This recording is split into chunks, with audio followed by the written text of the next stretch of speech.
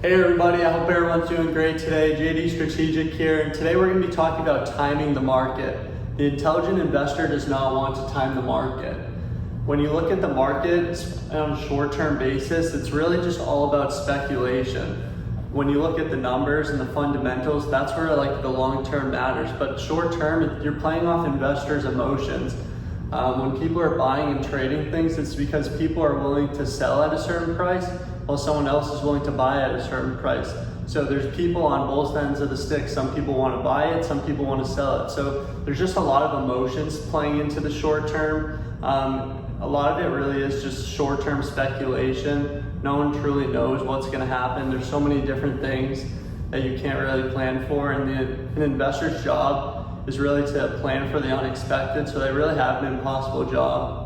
Because it's really hard to plan for the unexpected. There's only so much you can do, which is why I really suggest just putting your money into an index fund and really forgetting about it. There really is no need to get into the day-to-day basis on the highs and lows, and we'll kind of go into this chart in a moment, but you can really see there's a lot of green in this chart rather than red, so it really is important. You don't want to time the market, you just want to be in the market, and the longer you're in the market, the better you'll do.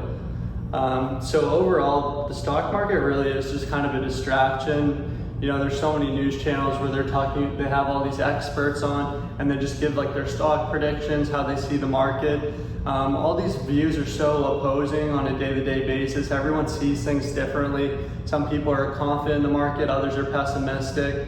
I saw something recently that said when 7 out of 10 investors fear inflation, it usually the stock prices end up just going up more and more. So this really does show, even if you get paid thousands, millions of dollars to look at this stuff on a day-to-day basis, it really doesn't mean that you can predict the market. The market's unpredictable. But what you can understand is that the history of the market over time, and in the long term, it will rise overall. So the best thing you can do is really just be in the market and be in the market as long as you can.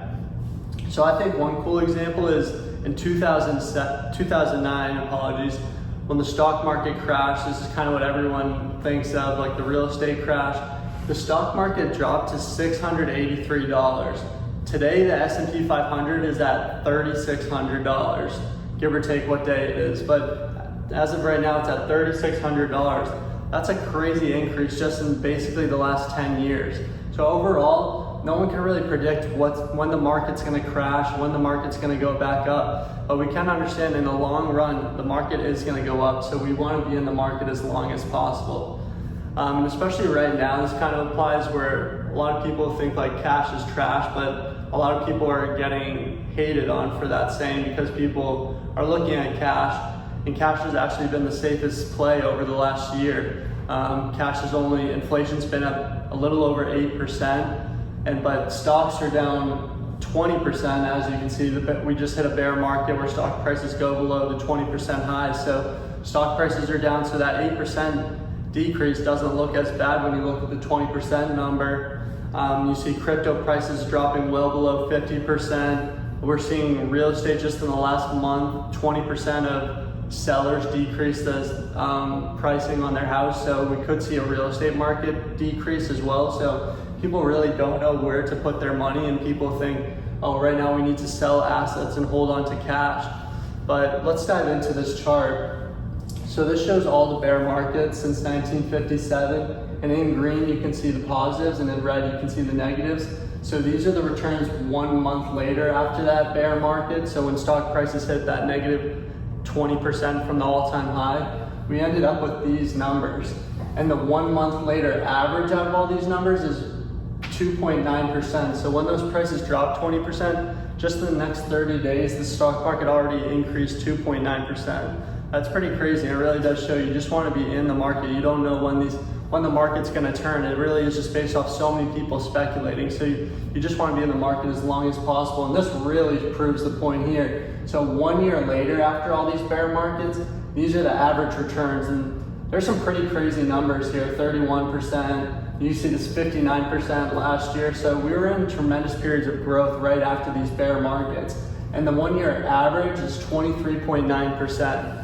So that's pretty crazy returns, and really just shows the importance of, you don't want to time the market. The most intelligent investor understands that he's not smarter than the market, he's not smarter than everyone else that's tried to do it. He just wants to invest dollar cost average, reoccurring investments, and you don't want to think about it on a day-to-day basis. So much of the stock market really is just a psychology, and that is why so many people fail. They're looking at it on a day-to-day basis. They put money in, once they see that it goes down, the whole psychology changes.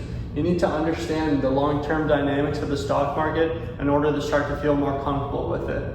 So that's how I wanted to end today's video. I really hope this shows that you really don't want to time the market. The best thing you can do is just have money in the market as long as possible. Thank you everyone for listening.